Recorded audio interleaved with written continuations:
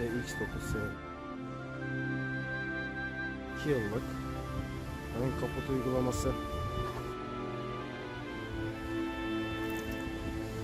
ve arabamız gerçekten çok kirli.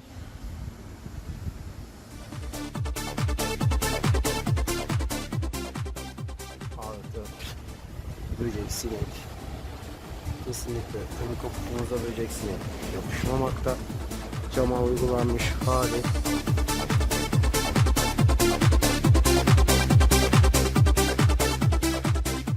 Yan cam uygulaması inanılmaz.